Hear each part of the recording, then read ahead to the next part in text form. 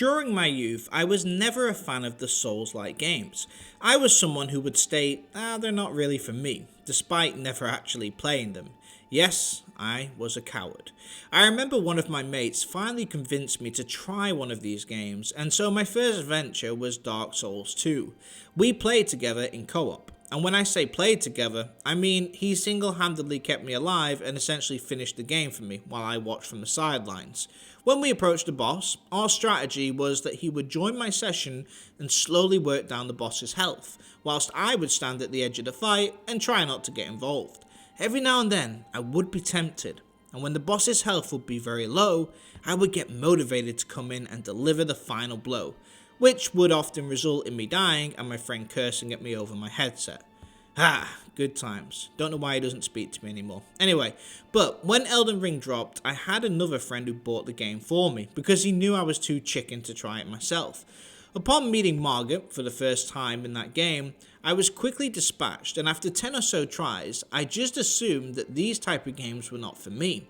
Right when I was about to give up, I figured, well, I know his moveset now, why not try one more time? And then I beat him, and it just clicked. I got it. It's supposed to be hard. It's about the struggle, overcoming insurmountable odds, and accomplishing a difficult task with little to no help. The dopamine hit of the victory. What I call the payoff. I've done a video on this before, but it was at this moment that I became a big fan of these type of games. I went back and I completed Dark Souls 3, then Dark Souls 1, and then 2 again. I completed the entirety of Elden Ring and its DLC, Shadow of the Erdtree. But there was another game that came out last year that really had me hooked. Black Myth Wukong. This game was stunning, the combat was slick and the bosses were all a spectacle. I've seen some people say that Wukong isn't a Souls-like game, but having played it, I can confirm it definitely is. Difficult bosses that take multiple attempts? Check. Checkpoints where you can rest? Check. Managing stamina? Check. It is essentially the exact same formula as a Souls-like game and equally as difficult. It was hard, challenging and frustrating at times, but it was an experience I truly enjoyed. And that brings me to a new game that's about to release that I think could match it and become a staple in the genre. Wukong Fallen Feathers. Wukong Fallen Feathers is a Souls-like action RPG set in the land of Shu during the late Ming Dynasty. The creator is Lindsay, and they are a studio based in China, the same as Game Science, who made Black Myth Wukong. I have to say, it's super cool to see China now bringing out games that are competing at the top end, and Black Myth Wukong really set the standards. Anyway, Wukong Fallen Feathers is set at the height of the Ming Dynasty and has you playing in a world ravaged by a disease called the Feathering. You play as Bai Wuchang, who's afflicted by the Feathering, but only to the extent that it's taken her left arm and left her without most of her memories. This is the setup for the adventure as you explore the world of Shu and try to piece everything together. Who are you? What happened? Is there a cure?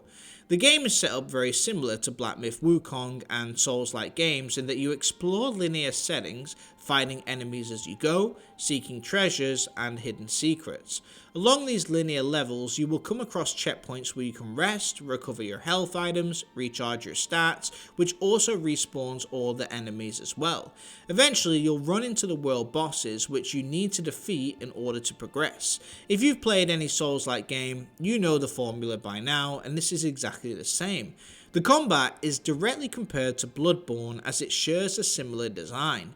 You have the quick set dodge, the mechanic where attacking from behind leaves open a window to deal heavy damage.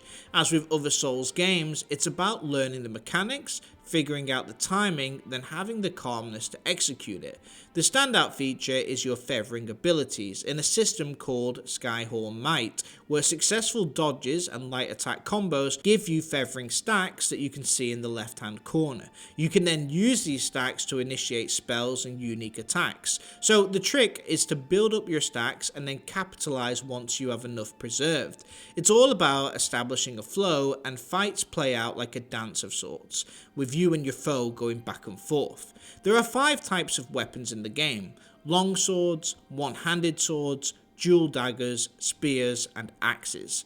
Each of these has their own skill tree, which you can invest points into and improve their output over time. There are 5 different variations of each weapon too, so there's 5 longswords to find, 5 axes, and so on. Players will naturally try out those that they're interested in, and they'll find one that clicks with their playstyle. This game also has its own unique mechanics as well. So for example, if you die a set number of times, you'll go into a maddened state where you deal more damage but also take more damage. Not just that, but whilst you're regularly exploring in this setting, you'll be hunted and attacked by demons. By killing the demon or visiting a special shrine in the game, you can remove the maddened state and return to normal. But overall, the combat is very similar to Bloodborne, and the game is definitely a Souls-like experience, where challenge is the main driving force. Now, some of you may be watching this video and thinking, man, I want to enjoy this game. I want to play Elden Ring, Black Myth Wukong, and Fallen Feathers, but they're too hard, and I can totally relate. Well, I can help you with that because today's video is sponsored by Xmod. Xmod is an amazing modding tool that unlocks thousands of free cheats, mods, and trainers for your favourite PC games, including Wukong Black Feather. The platform supports over 5,000 PC games, from AAA titles to small indie projects. Xmod provides pre-configured trainer scripts that can be activated during gameplay, allowing you to modify in-game variables like health, money, and level progression with ease, so you can flip mods on or off on the fly. Now, this is really helpful because Xmod have special mods for Wukong Black Feather, which include a damage multiplier, God mode, which is unlimited health, unlimited money, infinite feathers, infinite tempered feathers, and so much more. So this means you can literally edit the game to make it as easy as you want. Games like this don't have a difficulty setting, so it can be really hard for some gamers to enjoy them, as they don't like the feeling of constantly losing to the same enemy. Well, now with Xmod, you can change the entire game setting and adjust the difficulty so that it's a walk in the park. Due to the fact that you can flip the mods on or off on the fly, it makes it super convenient to switch it up. So for example, you could play the game normally, then if you reach a boss you cannot defeat, flip the mod on, beat them down, progress, and then you can switch it back to the regular settings. Easy as cake. They also provide an entire map, not featured in the base game, so you never get lost and always know where to go. I personally really need a map because I get frustrated when I don't know where I am. Xmod also works with all other games like Elden Ring, Black Myth Wukong, Kingdom Come Deliverance 2, and so many more. I'll tell you about my experience with Xmod because they are the single reason that I managed to finish Black Myth Wukong. I managed to scrape my way through that game. And then I got to the final boss and I just couldn't beat him. I didn't even come close to beating him. But I was so desperate to finish the game and see the final conclusion, see the final cutscene, but I didn't want to spend tens of hours constantly struggling. So I used Xmod to make the boss easy, gave myself invincibility, and I finally finished the game. It was worth it for the cutscene. Xmod is so important for games like this where gamers want to enjoy it but maybe they don't have the reflexes or the time to invest to finish these type of Souls-like games. Xmod is easy to use, works with over 5,000 games, and it's available now. You can try it today by using the link in the description below, and thank you again to Xmod for sponsoring today's video and helping me finish Black Myth Wukong. Now, just to cover the world of Wukong, the story is split into chapters and its world is interconnected. So in Black Myth Wukong, there were 6 chapters set in 6 different maps. Each location was different from one another and you had to fast travel between each one. You couldn't just travel through the world in one go. Well, Wukong Black Feathers world is fully interconnected, so you can visit all the chapters in one run through. Like Dark Souls 1, each area has multiple branching pathways, secret areas, and oftentimes you will find passages that lead back to earlier sections of the map or progress you forward as well. There's one secret path that literally moves you past an entire chapter in the game, so you can accidentally bypass it. This map setup is the exact same as the way that Dark Souls was set up, and it's one of the reasons why that game is so successful. It is definitely worth exploring every nook and cranny because every single section can lead to secret parts that contain some of the best boss battles in the game. You'll also run into NPCs that you can speak to unlock side quests, and these are easily missable if you don't take the time to explore. Now, just to quickly touch on the map, some of the areas look incredible, from snowy mountaintops to evergreen meadows to dark, dangerous looking swamps. There's such a variety of great environments that it never looks like it'll get boring. The graphics look absolutely incredible, and from the reviews that I've seen, it appears that most of the areas look amazing. The boss battles really range in terms of spectacle and difficulty as well, with some of the humanoid bosses looking particularly incredible. Apparently, there's only one gimmick boss, with the rest being proper battles. Apparently, each boss requires different approaches and tactics, so the roster is not just varied in terms of the enemy design, but also in the way that the players can handle the battles.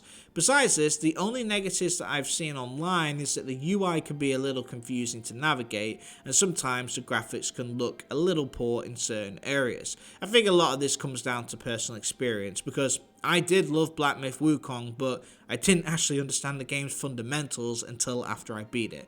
And that's not a joke.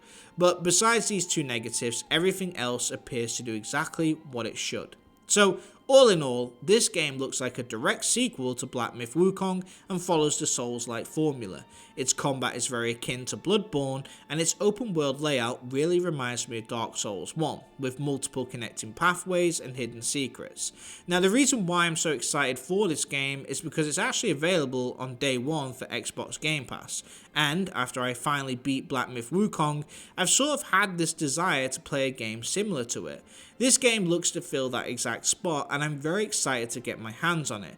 I understand that Souls-like games are not for everyone, but it just seems like recently we've seen not just more imitations of that formula, but they also seem to be more successful over time as well. Black Myth Wukong didn't win Game of the Year, but in my opinion, it was easily a second place holder. I also think it's awesome that we're seeing these blockbuster types of games coming out from China and allowing us to experience their take on the formula and learn more about Chinese mythology. Judging by the early reviews, it seems like the game's sitting at a solid 8 out of 10, so it might not be up to the standards of Black Myth Wukong, but that game also scored around that mark, and after I played it, I felt it should have received a much higher score.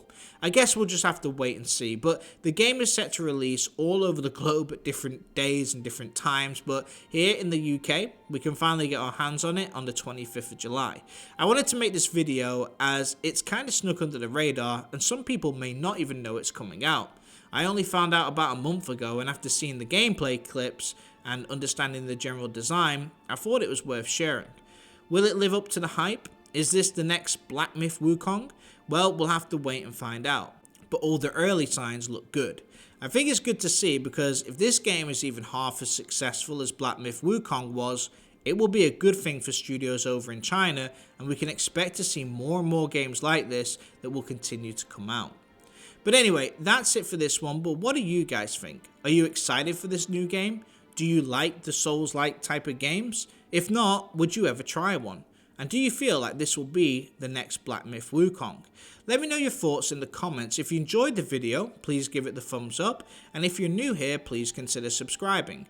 I'm Av Gaming, where we do video game analysis, identifying what makes great games great and what could make good games great as well. Thanks for watching. Av out.